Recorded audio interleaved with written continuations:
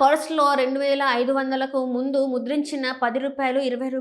50 లేదా రూ. 100 నోట్లు ఉన్నాయా? అయితే ఈ మధ్య సోషల్ మీడియాలో వైరల్ అవుతున్న ఒక వార్త మిమ్మల్ని కూడా ఆందోళనకి గురి చేసే ఉండవచ్చు. జూన్ 30 తర్వాత ఆ నోట్లు చెల్లవని ప్రచారం జరుగుతుంది. అసలు ఇందులో ఎంతవరకు నిజం ఉంది తెలుసుకుందాం. ఇటీవల కాలంలో కరెన్సీ నోట్లకు సంబంధించిన పలు వార్తలు సోషల్ మీడియాలో తరచూ వైరల్ అవుతున్నాయి.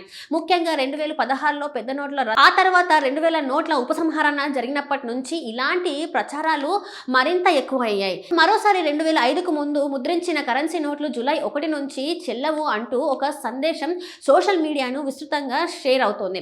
అంతేకాదు ఇది బ్యాంక్ ఆఫ్ మహారాష్ట్ర విడుదల చేసిన అధికారిక సర్క్యులర్ అంటూ కూడా కొందరు ప్రచారం చేశారు. అయితే ఈ ప్రచారంపై బ్యాంక్ ఆఫ్ మహారాష్ట్ర వెంటనే స్పందించింది. సోషల్ మీడియాలో వైరల్ అవుతున్న ఈ సర్క్యులర్ పూర్తిగా నకిలీదని స్పష్టం చేసింది. అలాంటివి తాము విడుదల చేయలేదని స్పష్టం చేసింది. అంతేకాకుండా ప్రజలు ఇలాంటి తప్పుడు సమాచారాన్ని నమ్మవద్దని, అధికారిక వనరుల ద్వారా వచ్చే సమాచారాన్ని మాత్రమే విశ్వసించాలని బ్యాంకు విజ్ఞప్తి చేసింది. ఈ విషయంపై కేంద్ర ప్రభుత్వానికి చెందిన పిఐబి ఫ్యాక్ట్ చెక్ విభాగం కూడా క్లారిటీ ఇచ్చింది. వైరల్ అవుతున్న సందేశం పూర్తిగా అసత్యమని, 2005కు ముందు ముద్రించిన రూ. 10, రూ.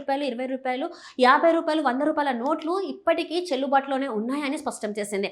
అంటే ప్రస్తుతం ఆ నోట్లు సాధారణ లావాదేవీల్లో ఉపయోగించుకోవచ్చు.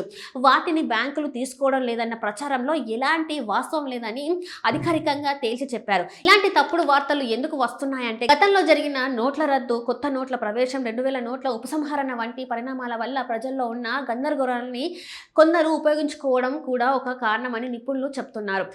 కాబట్టి ఒక విషయం మాత్రం స్పష్టంగా గుర్తుంచుకోండి. 2005కు ముందు ముద్రించిన రూ. 10, రూ. 20, రూ.